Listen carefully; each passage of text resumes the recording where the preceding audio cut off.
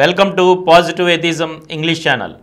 Today I am going to read out to the article on the March of Atheism written by Jim Herrick, well-known humanist and former editor of Humanist UK. The March of Atheism started thousands of years ago. The battles for atheism are still taking place now. We do not yet know how far we shall live in an atheist world in the times to come.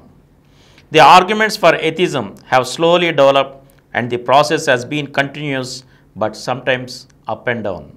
So, I will be looking at atheism yesterday, today and tomorrow. It is essential to consider our past for two reasons. Firstly, we are often wrongly told by religious believers that we are Johnny came lately thinkers, that our atheist beliefs are the fag end of human thought popping up long after the traditional religions have established themselves. Secondly, if we do not understand our past, we cannot understand our present. We need to know the ups and downs, the struggles, the successes, the triumphs, the battles of atheism to understand the atheist position in society and to appreciate what may be the story in the future. Atheism goes back to the ancient world.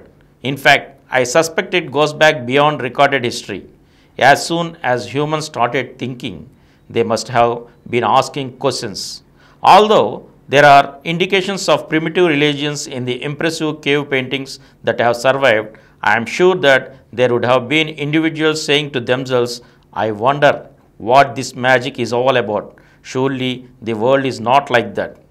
People would have asked, what controls our lives? Where did matter come from? Where do we come from and where are we going to? I cannot prove it, but I think that there will have been some giving skeptical answer. The ancient world.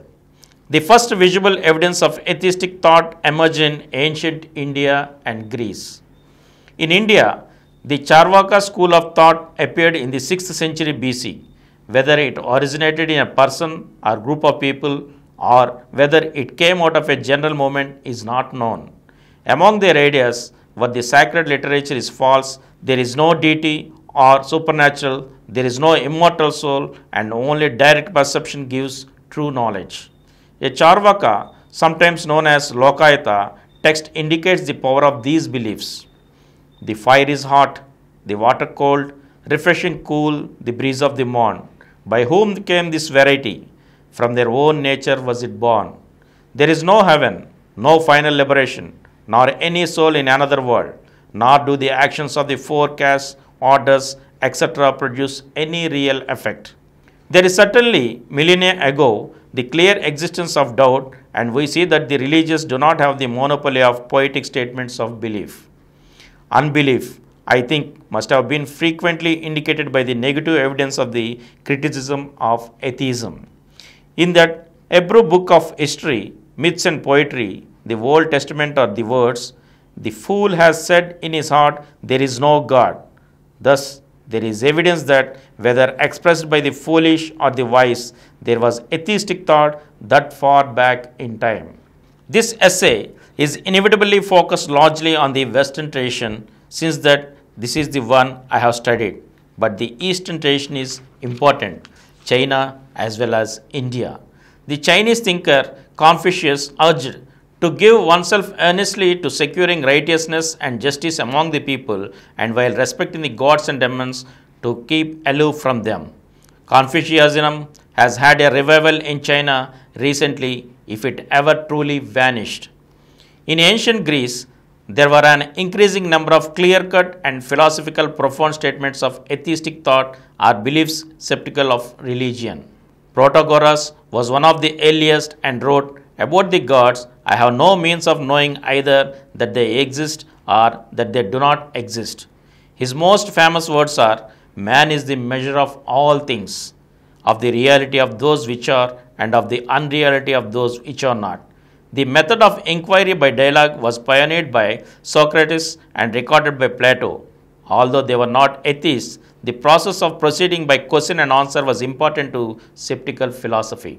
Pyrrho was the arch-skeptic who thought that all our evidence came from the senses which could tell us nothing with certainty. Epicurus was a complete humanist who believed in finding contentment and being at peace with the world. He carried out this in his garden where conversation and good company met. He thought terror of the gods was one of our chief fears, but did not himself go as far as atheism. His ideas were passed on by the Roman Lucretius in his long poem De Rerum Natura. His was an entirely naturalist vision. He was aware of the darker side of life from which he thought we should strive to set ourselves free. Can you doubt then that power rests with reason alone? All life is a struggle in the dark. As children in blank darkness tremble and start at everything, so we in broad daylight are oppressed at times by fears as baseless as those harassed children imagine coming upon them in the dark. This dread and darkness of mind cannot be dispelled by the sunbeams, the shining shafts of day, but only an understanding of the outward form and inner workings of nature. This quotation indicates something very important to the march of atheism. We cannot easily banish the darkness, and life cannot easily be lit up entirely by sunbeams. In the flourishing of philosophical thought in ancient Greece lie many of the important early footsteps on the march of atheism. And from here, we shall continue in the next episode again. Thank you.